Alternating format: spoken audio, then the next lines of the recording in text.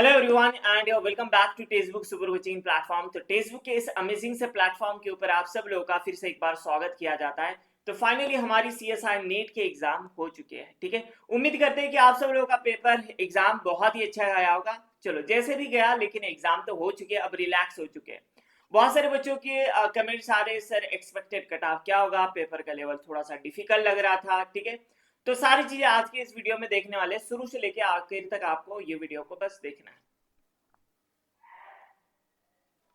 देखो, सबसे पहले हम पेपर के लेवल को समझते हैं, डिफिकल्टी लेवल। ठीक है, तो डिफिकल्टी लेवल देखो, अगर पिछले प्रीवियस ईयर क्वेश्चंस को अगर एनालाइज करें और देखें तो उससे कंपैरिजन में ये जो पेपर था थोड़ा सा मुश्किल था। ठीक है, हम जनरली क्या करते हैं, पीवाईक्यू के हिसाब से पढ़ाई करते हैं कि हम देखते हैं कि ये पैटर्न के ऊपर क्वेश्चंस पूछा गया है, इसके ऊपर क्वेश्चन पूछा आएगा। जैसे हर बार की तरह हम सोचते हैं कि एरोमेटिसिटी से एक क्वेश्चन आएगा, तो एरोमेटिसिटी से क्वेश्चन नहीं आया। उसके बाद में जो सिंपल सा आर और एस कॉन्फ़िगरेशन था, प्रो आर प्रो एस में मतलब थोड़ा सा हटके क्वेश्चंस पूछे गए थे। मतलब जो प्रीवियस ईयर वाले पैटर्न है उसके बेसिस पे ये क्वेश्चंस नहीं थे, थोड़े से हटके। एसिडिटी वाला क्वेश्चन था, लेकिन एसिडिटी वाला जिसके अंदर बहुत सारे बच्चों ने गलतियां करी होगी। तो ऐसा मतलब डिफिकल्टी लेवल हम बोल इजी है बिल्कुल नहीं बोलेंगे, मॉडरेट टू हाई लेवल। कुछ मॉडरेट लेवल के थे, एक दो क्वेश्चन इजी भी थे, जैसे इपॉक्साइड की रिंग ओपनिंग एसिडिक कंडीशन में, बेसिक कंडीशन में।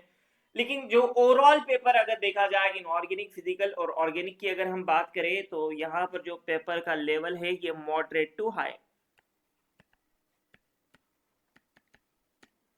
और मेरा मानना ऐसे ही होता है, जितना पेपर डिफिकल्ट होता है ना उतना अच्छा होता है कि कट ऑफ कम लगने के चांसेस ज्यादा होते हैं। ठीक है, आपने देखा होगा कि लास्ट टाइम जो है कट ऑफ बहुत ज्यादा गया था, तो इस बार कट ऑफ इतना ज्यादा नहीं जाएगा, कम जाएगा। और उसके अंदर सबसे इंपॉर्टेंट आप देख रहे हो कि सीएसआई नेट लाइफ साइंस के अंदर जो पेपर लीक हुआ है, तो अगर केमिकल साइंस में भी ऐसा ना हुआ हो तो फिर आपका कट ऑफ तो बाई डेफिनेटली कम लगने वाला है। ठीक है, उम्मीद करते हैं कि ऐसा कुछ ना हुआ हो।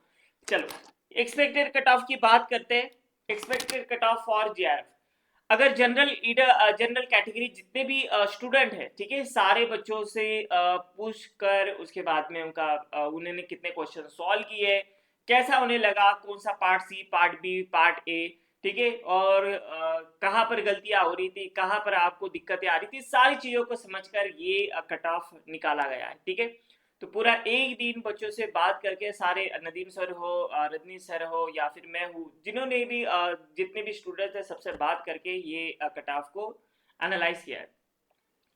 तो जनरल कैटेगरी की बात करें तो कुछ 100 के आसपास आपका ये कट ऑफ लगेगा, इससे ज्यादा नहीं होगा भाई, क्योंकि पेपर का लेवल आप देख रहे हो कैसा था, मॉडरेट टू हाई था।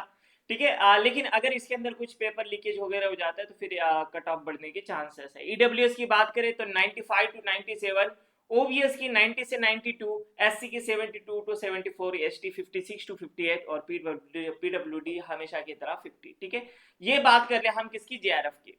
अब देखो, बहुत सारे बच्चे बोल रहे 110 जाएगा, कोई बोल रहा है कि बहुत ही कम आएगा, बहुत कम भी नहीं आएगा और बहुत ज्यादा भी नहीं। 100 मुझे लगता है ये ठीक ठाक है। ठीक है, इसी के आसपास रहेगा आपका result. Expected cut off for LS, ठीक है, जनरल कैटेगरी की बात करें 94 to 96, EW 86 to 88, OBC 81 to 83, SC category की अगर बात करें 62 टू 64, एसटी 51 टू 53, पीडब्ल्यूडी की बात करें तो 50। ठीक है, 50 मार्क्स, ये सारे मार्क्स के अंदर मैंने बताया है। अगर आपको लग रहा है कि नहीं सर ये कट ऑफ ज्यादा है, इतना होना चाहिए, ठीक है, ये जितने भी स्टूडेंट्स है सारे बच्चों से पूछताछ कर कर उनकी भावनाओं को समझ करके पेपर का लेवल कैसा था, मतलब जो भी जिन्होंने अच्छी पढ़ाई कर रखी है, जिन्होंने नहीं कर रखी है, सबकी बात सुनकर ये कट ऑफ निकाला गया। अगर आपको फिर भी लग रहा है कि नहीं सर ये होना चाहिए, क्योंकि इस बार ये दिक्कतें आई थी हमें एग्जाम के अंदर, तो आप मुझे कमेंट बॉक्स में जरूर बता सकते हैं। और सबसे इंपॉर्टेंट बात, जो भी हमारे बच्चे अब देखो एग्जाम तो हो चुके हैं भाई, अब आप कितना भी ट्राई कर लो आप उसे चेंज नहीं कर सकते। ठीक है, तो अब हमें नेक्स्ट टारगेट को लेना है भाई, दिसंबर 2024 एक नई रणनीति के साथ में हमें यहाँ पर जुड़ना है। जो भी दिसंबर 2024 की तैयारी कर रहे हैं या फिर टारगेट कर रहे हैं, उन सब के लिए एक बेहतरीन बैच लाया गया, इलाइट बैच, जहां पर स्ट्रक्चर लाइव मिलेंगे, बिल्कुल बेसिक से एडवांस लेवल में आपको पढ़ाया जाएगा। High quality topic practice questions मिलेंगे, जो भी हम पीवाईक्यू देख रहे हैं अभी, जो प्रीवियस ईयर क्वेश्चंस पूछे गए उसी पैटर्न के हिसाब से हम यहाँ पर क्वेश्चंस लेकर आएंगे। Fully solve previous year questions paper यहाँ पर मिलेंगे। और सबसे इंपॉर्टेंट बात, अगर आप क्वालिफाई होते हैं तो 100% आपको फी रिफंड की जाएगी। अगर JRF क्वालिफाई होते हैं तो 100% फी रिफंड की जाएगी। अगर नेट LS क्वालिफाई होते हैं तो 80% फी रिफंड की जाएगी। और साथ ही साथ फ्री एनरोलमेंट प्रोग्राम दिया जाएगा मेंटरशिप प्रोग्राम के अंदर, जहां पर आपको आगे वाले PhD इंटरव्यू और बाकी रेफरेंस वगैरह की जरूरत पड़ती है, वहां पर आपको हेल्प की जाएगी। ठीक है, तो भाई फाइनली एग्जाम हो चुका है। अब भाई रिजल्ट का वेट करते हैं। ठीक है, लेकिन जो भी दिसंबर के लिए टारगेट कर रहे हैं ना, तो भाई बहुत कम टाइम बचा। अब देखो जुलाई तो भाई ऑलमोस्ट एंड हो चुका है, अगस्त सितंबर अक्टूबर नवंबर, सिर्फ 4 महीने। अभी अगले मंथ तो मुझे लगता है कि फॉर्म भी निकल जाएंगे, तो बिल्कुल भी टाइम वेस्ट ना करें। टाइम कब बीत जाता है समझ में नहीं आता है। तो हमें जो गलती हमने की है उसे दोबारा नहीं रिपीट करना है, हमें अपनी प्रिपरेशन के लिए जाना।